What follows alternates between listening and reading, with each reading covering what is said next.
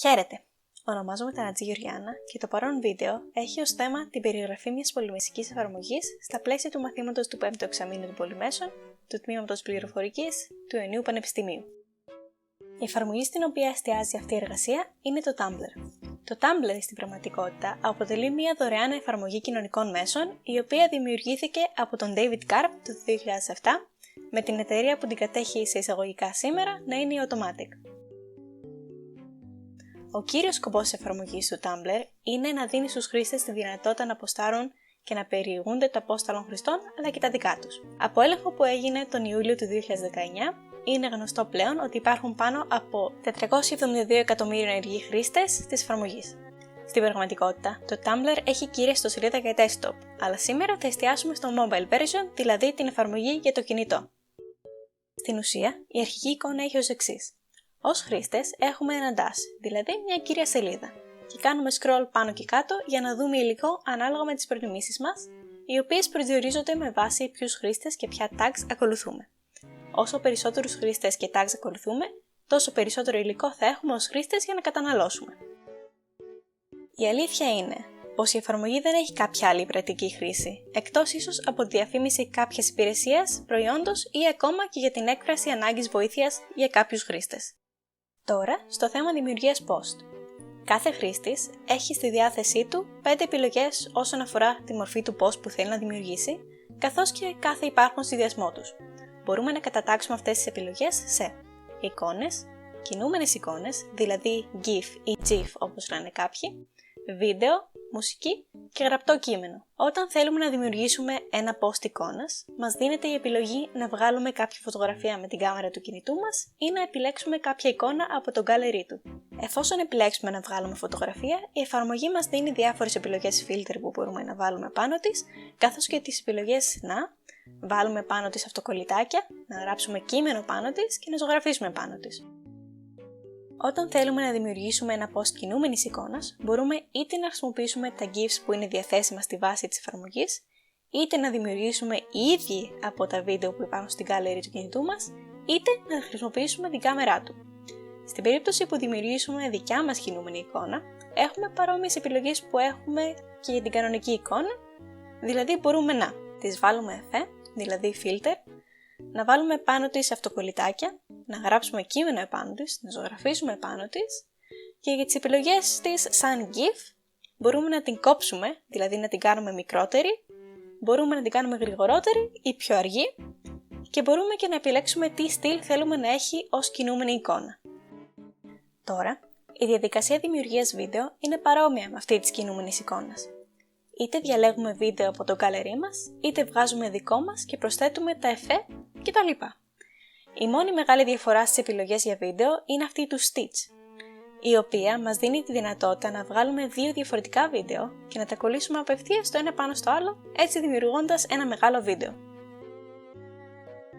Το να φτιάξουμε post με μουσική είναι επίσης σχετικά εύκολο. Το μόνο που έχουμε να κάνουμε είναι να ψάξουμε το κομμάτι που θέλουμε από τη διαθέσιμη βάση που έχουμε και αμέσως εμφανίζεται στο post μας. Αρκετοί χρήστες συνδυάζουν το συγκεκριμένο μέσο με κάποιο από τα άλλα. Τέλος, το να φτιάχνουμε post με γραπτό κείμενο γίνεται πολύπλοκο με βάση τι θέλει ο χρήστης. Για απλό κείμενο είναι εύκολο να γράψουμε οτιδήποτε και να το αλλάξουμε στυλ με τις επιλογές που μας δίνονται. Ωστόσο, αν θα θέλαμε να δώσουμε στο κείμενό μας κάποιο πιο ιδιαίτερο στυλ, θα έπρεπε να κάνουμε χρήση HTML. Εκτός από τη δημιουργία post απευθείας, υπάρχει βέβαια και η επιλογή να σώσουμε το post μας ως draft, δηλαδή να το κρατήσουμε σε προσωπικό section του account μας, μέχρι να θέλουμε να το ποστάρουμε, και να βάλουμε το post μας σε queue, δηλαδή να προγραμματίσουμε με ακρίβεια πότε θέλουμε να δημοσιευτεί το post μας, αλλά ακόμα και να διαγράψουμε ή να αλλάξουμε πράγματα στο post μας πριν και μετά που δημοσιευτεί. Φυσικά, μπορούμε πάντα να διαγράψουμε το post που κάνουμε ανά πάσα στιγμή. Τώρα έγινε αναφορά προηγουμένως στην λειτουργία που μας επιτρέπει να ακολουθούμε κάποιους χρήστες. Αυτό δεν είναι παρά ένας κοινός τρόπος για να έχουμε καλύτερη πρόσβαση στο υλικό το οποίο ποστάρει ένας χρήστης. Εκτός από απευθείας δημιουργία δικού μας post, υπάρχει και η λειτουργία του reblog. Το reblog, που συμβολίζεται με τα 2 βελάκια στο τέλος κάθε post, είναι ένας τρόπος που διευκολύνει τη διαδικασία του να μοιραζόμαστε κάποιο υλικό που μας αρέσει στο δικό μας account, χωρίς να κινδυνεύουμε να παραβιάσουμε τα πνευματικά δικαιώματα του αρχικού δημιουργού, που ονομάζεται και Original Poster ή απλούστερα OP. Έτσι, κάθε post που γίνεται reblog από έναν χρήστη γίνεται ορατό και στο δικό του blog, όπως φαίνεται και στο βίντεο. Υπάρχει και η δυνατότητα με αυτόν τον τρόπο να προσθέσει κανείς tags σε ένα post, το οποίο θα εξηγήσουμε παρακάτω στο βίντεο. Από την άλλη, αν κάποιος χρήστης δεν επιθυμεί κάποιο post να εμφανιστεί στο blog του, αλλά θέλει και να υποστηρίξει τον Original Poster με κάποιο τρόπο, έχει στη διάθεσή του τη λειτουργία των likes, για τα οποία υπάρχει ξεχωριστό τμήμα στο blog του χρήστη που έκανε like. Άλλος ένας τρόπος τροποποίησης του υλικού που βλέπει κάθε χρήστης είναι αρχικά με βάση τα tags, τα οποία αναφέρθηκαν και προηγουμένως. Τα tags είναι συγκεκριμένες βοηθητικές λέξεις κλειδιά που κάνουν το να βρίσκουμε ακριβώς αυτό που θέλουμε να δούμε ευκολότερο με τη λειτουργία του search. Το search είναι, πολύ απλά, το εργαλείο που μας επιτρέπει να ψάχνουμε τι είδους υλικό θέλουμε να δούμε και έπειτα μας το παρουσιάζει μπροστά μας με τον τρόπο που θελήσουμε εμείς. Με το που ψάχνουμε κάτι, η εφαρμογή αρχικά μας προτείνει παρόμοια tags με αυτό που ψάχνουμε, αλλά και blogs που σχετίζονται με αυτό, ακόμα και group chats με βάση του, τα οποία θα εξηγηθούν στη συνέχεια του βίντεο.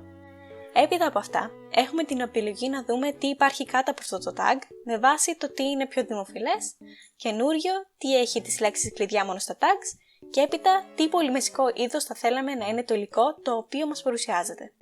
Εκτός βέβαια από τα προλεγόμενα, υπάρχουν και άλλες αλτερνατίβες που αυξάνουν την ποσότητα των post που βλέπει ο χρήστης. Υπάρχει αρχικά η λειτουργία Since You've Been Gone, η οποία οθεί κάποια post από χρήστες που ακολουθούμε και ενδεχομένως χάσαμε ή δεν είδαμε προηγουμένως.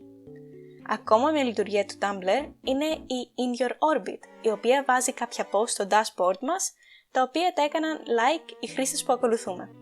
Βέβαια και τα δύο αυτά εργαλεία μπορούν να απενεργοποιηθούν ανάλογα με τις προτιμήσεις κάθε χρήστη. Ακόμα κι αν θα ήθελε κανείς να ανακαλύψει καινούριο υλικό, ακριβώς κάτω από το εργαλείο Search υπάρχουν τα τμήματα Trending Now, το οποίο στην ουσία μας εμφανίζει τα 9 δημοφιλέστερα θέματα της παρούσας περίοδου, και το Try These Posts, το οποίο μας δίνει posts τα οποία είναι παρόμοια με άλλα τα οποία ενδεχομένως έκανε like ή reblog ο χρήστης. Κάτι ακόμα αξιοσημείωτο στην εφαρμογή είναι η δυνατότητα διάδρασης και επικοινωνίας ανάμεσα στους χρήστες της. Κάτι τέτοιο γίνεται εφικτό με τις λειτουργίες Messages, Group Chats, Ask και Submit. Το εργαλείο Messages είναι αρκετά απλό. Πατάμε το εικονίδιο δεξιά και πάνω που βρίσκεται στο blog ενός χρήστη της επιλογής μας και ανοίγει αμέσως μια άμεση γραμμή επικοινωνίας ανάμεσά μας. Αυτό γίνεται και από το τμήμα της γραμμής εργασιών που βρίσκεται στο κάτω μέρος της οθόνης μας και εφόσον πατηθεί το τρίτο εικονίδιο. Οι χρήστες τότε μπορούν να ανταλλάξουν μηνύματα αλλά και να στείλουν ένα στον άλλον GIFs από τη βάση της εφαρμογής ή εικόνες από το gallery του κινητού τους. Στη συνέχεια έχουμε τα group chats, τα οποία είναι αρκετά παρόμοια με τη λειτουργία Messages, απλά με περισσότερους χρήστες. Βέβαια, κάτι που είναι απαραίτητο σε αυτή την περίπτωση είναι να κάνει ο χρήστης request για να μπει σε ένα από αυτά τα group chats, το οποίο φυσικά θα πρέπει να γίνει αποδεκτό από τον δημιουργό αυτού. Εκτός από τα συνιστόμενα group chats που μας δίνει η εφαρμογή όταν κάνουμε search, μπορούμε να βρούμε το τμήμα αφιερωμένο μόνο σε αυτά στην κύρια σελίδα μας, δηλαδή στο dashboard μας. Από εκεί μας δίνονται κάποιες επιλογές chat βασισμένες γενικά στο τι κάνουμε reblog και like, αλλά και η δυνατότητα να φτιάξουμε ένα δικό μας chat.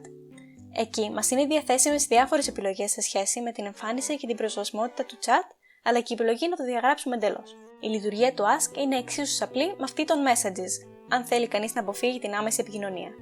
Έχουμε δηλαδή την επιλογή να γράψουμε ή να ρωτήσουμε κάποιον χρήστη οτιδήποτε θέλουμε, αρκεί να είναι κάτω από 500 λέξεις.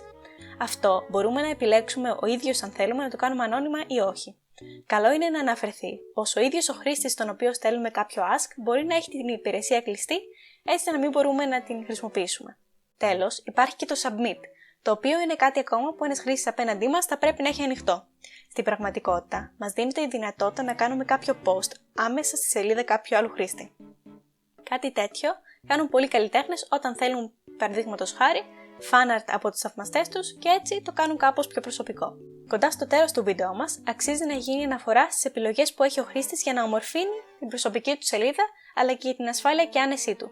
Κάποιες από τις επιλογές που έχουμε είναι να βάλουμε profile φωτογραφία είτε από κάμερα είτε από gallery, να έχουμε header image, δηλαδή εικόνα που εμφανίζεται πίσω από τη φωτογραφία αυτήν, να βάλουμε τίτλο στο blog, να βάλουμε περιγραφή στο blog, να αλλάξουμε το χρώμα φόντου και να αλλάξουμε το χρώμα των γραμμάτων. Για την άνεση και ασφάλεια του χρήστη, μια από τις δυνατότητες που έχουμε είναι να κάνουμε το account μας να μην φαίνεται πουθενά, ασχέτως αν το γκουγκλάρει κάποιος για παράδειγμα.